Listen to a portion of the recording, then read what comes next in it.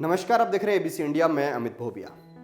दोस्तों, सबसे पहले आप इस वीडियो को देखना शुरू करें तो आपके लिए चेतावनी है, और वो चेतावनी ये है कि अगर आप नरेंद्र मोदी के कट्टर समर्थक हैं तो भी ये वीडियो ना देखें, और अगर आप किसान आंदोलन के कट्टर समर्थक हैं तो भी ये वीडियो ना देखें, क्योंकि मैं आपको वो सच्चाई बताऊंगा जो शायद आपको जाननी चाहिए, हर आदमी को जाननी चाहिए। अंधा होके नहीं चलना चाहिए, ना सरकार के खिलाफ और ना किसानों के समर्थन में, और ना ही सरकार के साथ, क्योंकि ये जो बड़ा पेचीदा मामला है और आम आदमी को पता नहीं लगता। तो पहली बात मैं आपको बताऊंगा कि सरकार की इस आंदोलन को लेकर कहां गलतियां रही। फिर आपको बताऊंगा कि किसान जो हैं, किसान नेता, आज वो क्या किसानों को कुछ दे पाएंगे इस आंदोलन के बाद, या फिर किसानों की हालत वैसी ही रहेगी, और इसमें किसान नेताओं की क्या गलती है वो भी आपको बताऊंगा। किसान नेता जो हैं वो आज जो काम कर रहे हैं उससे कितना बड़ा नुकसान होने वाला है ये भी आपको बताऊंगा, और आगे बताऊंगा कि ये जो आंदोलन है इसका बेनिफिट किसको होने वाला है।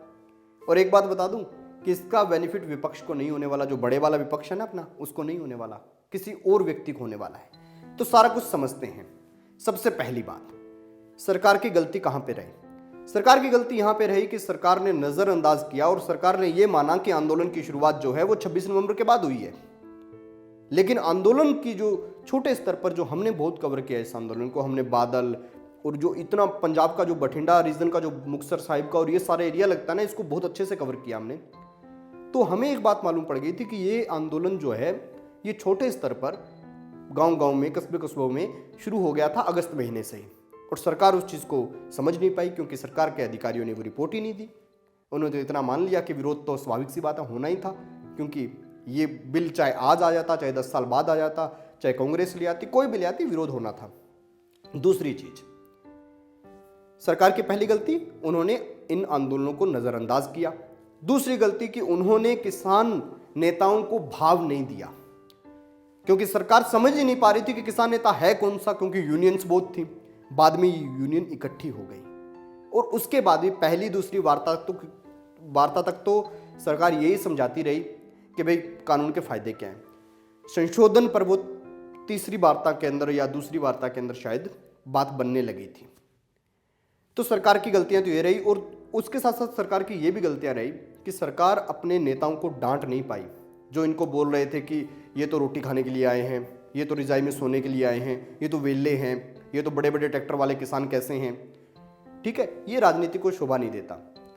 और किसान, एक चीज ये भी रही कि जो ये खालिस्तानी बोलने वाली बात है, ये किसी नेता ने शायद नहीं बोला। इसकी शुरुआत जो है वो एक चैनल से हुई, वो छी न्यूज करके एक चैनल है, पूरा नाम नहीं बोलूंगा, छी न्यूज इतना बोलूंगा। उन लोगों की आदत है कि वो बस अकेला सरकार के समर्थन ही समर्थन में बोलते हैं, तो उन्होंने खालिस्तानी बोलना शुरू कर दिया, किसानों का गुस्सा और बढ़ गया। और उसी के साथ साथ कुछ ऐसे लोग जो शायद सरकार राइट विंग के लोग हैं, उन्होंने किसानों को आतंकवादी बोलना शुरू कर दिया। राइट विंग मतलब वो एक एक्ट्रेस हैं, 2 एक्ट्रेस हैं, वो लगी रही, सरकार ने उनको भी नहीं डांटा। सरकार का दायित्व बनता था कि वो इनको डांटे, प्रधानमंत्री का दायित्व बनता था शायद वो इनको डांटे, और वो न्यूज चैनल वाला उसको भी बोले। यहां तक सरकार की गलती। अब किसानों की गलती कहां पे? किसान नेताओं की, कि किसान नेताओं ने अब वहां पर बैठने के बाद धार्मिक संगठनों से समर्थन लेना शुरू कर दिया और मंचों से ऐलान करना शुरू कर दिया कि 19 बार सरदारों ने दिल्ली फतेह की है, 20वीं बार भी करेंगे।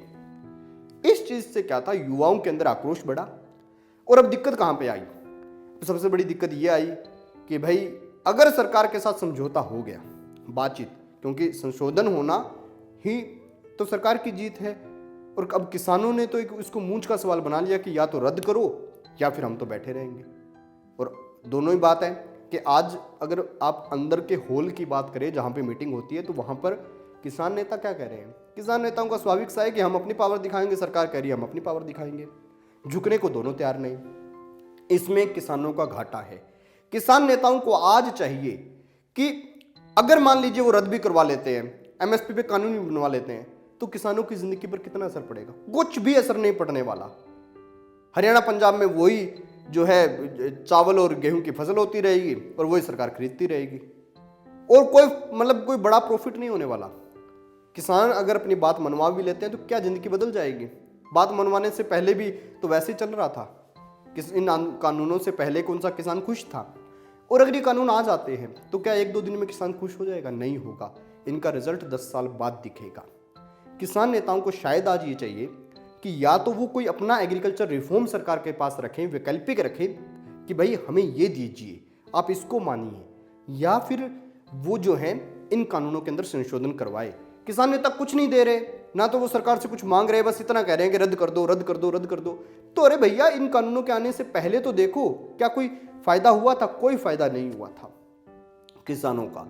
तो आज शायद किसान नेताओं को चाहिए कि वो चाहे इन कानूनों में अमेंडमेंट करवाए, चाहे अपनी ओर से कोई नए रिफॉर्म दे, नए बिल पेश करे जिनको सरकार लागू कर सके, ताकि किसानों की हालत सुधर सके। मेरा सिर्फ इतना कहना है कि किसान नेता अपनी जिद को छोड़कर आज सरकार के सामने कोई विकल्प जरूर रखें कि भाई हमारे लोगों का जो हालत है वो सुधरे।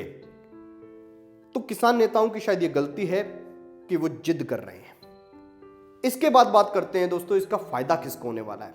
तो अगस्त महीने से सितंबर और अक्टूबर जितना आंदोलन मैंने कवर किया, इसका फायदा ना कांग्रेस को होगा और ना बीजेपी को, ना अकाली दल को। बीजेपी तो चलो पंजाब में है ही नहीं। इसका फायदा होगा किसको? आम आदमी पार्टी को। और आम आदमी पार्टी की एक खासियत है, वो आंदोलनों को सुलगाने में एकदम परफेक्ट है। कोई भी आंदोलन करना है उसमें वो परफेक्ट है, क्योंकि आंदोलन से ही वो पार्टी पैदा हुई है। तो इसका जो बेनिफिट है वो अरविंद केजरीवाल को है। और अरविंद केजरीवाल के बारे में एक बात आप कह सकते हैं कि वो मुफ्त करें और जो भी करें वो योजनाएं ऐसी लाते हैं कि एकदम बस सब सोसाइटी पे देते रहो, और वोट जो है वही कांग्रेस वाली नीति कि गरीबों के लिए मनरेगा चला दो, वोट मिल जाएगा। तो अरविंद केजरीवाल का डर शायद कांग्रेस को भी रहना चाहिए और उसके साथ साथ बीजेपी को भी रहना चाहिए, उसके साथ साथ अकाली दल को भी रहना चाहिए, क्योंकि अरविंद केजरीवाल अगर पंजाब में आ गए तो दूसरी पार्टियां अपने आप डाउन हो जाएंगी। क्योंकि अरविंद केजरीवाल की राजनीति वो चिपकू किस्म की राजनीति है।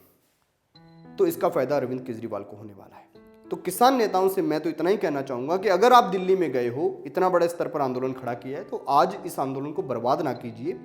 सरकार से कुछ ऐसा लेकर आइए जो किसानों के जीवन का उत्थान कर सके, क्योंकि आज से पहले अगर आप रद्द भी करवा के आ जाएंगे तो पहले जैसा ही हो जाएगा। और पहले कौन सा किसान आत्महत्या नहीं करते थे? पहले कौन सा किसान जो थे वो कोई बड़े बादशाह बन गए थे? नहीं बन पाए थे, क्योंकि नीति नहीं थी। आप जो है सरकार अगर नीति बता रही है तो आप उसको भी कैंसिल करवा रहे हो, और दूसरी बात आप अपनी नीति भी नहीं दे रहे। तो ये किसानों की कहीं ना कहीं गलती है, और सरकार की ये गलती है कि वो उन लोगों के मुंह पर लगाम नहीं लगा सकी जिन्होंने किसानों को गालियां दी। तो दोनों ही पक्षों को थोड़ा समझना चाहिए। और रही बात सुप्रीम कोर्ट की, तो सुप्रीम कोर्ट किसान नेता साथ में तो बोल रहे हैं कि हम जाएंगे, शिव कुमार कक्का हैं वो बोल रहे हैं कि हम सुप्रीम कोर्ट का सम्मान करते हैं, जाएंगे। और हन्नन मुल्ला जो हैं, जो किसान नेता भी हैं और पहले कम्युनिस्ट पार्टी के सांसद भी रहे हुए हैं, वो बोल रहे हैं कि नहीं नहीं, सुप्रीम कोर्ट ने अगर कोई फैसला दे भी दिया तो भी हम उसको नहीं मानेंगे, हम तो जेल भर देंगे। तो ये तो एक जिद है। तो इस पर थोड़ा मेरा तो इतना ही सुझाव है, व्यक्तिगत सुझाव, कि कोई ऐसा रास्ता निकालो जिससे हमारे ग्रामीण क्षेत्र के किसानों का उत्थान हो सके। जिद नहीं होनी चाहिए, मूंछ का सवाल नहीं होना चाहिए, क्योंकि आप भी इसी देश के हैं, सरकार भी इसी देश की है। तो इसके ऊपर दोस्तों आपका जो भी रिव्यू हो जरूर देना। और गोदी मीडिया कौन होता है? साधारण सी बात है, जो किसानों के समर्थन में बोलेगी उसको आप किसानों की गोदी कह लीजिए, किसानों की गोदी मीडिया कह लीजिए। जो सरकार के समर्थन में बोल रही है उसको सरकार की गोदी मीडिया कह लीजिए। अप्लाई दोनों पे होता है, सच्चाई बीच वाली कोई बता नहीं रहा। तो देखते रहिए एबीसी इंडिया, आपकी आवाज़ आपका विश्वास।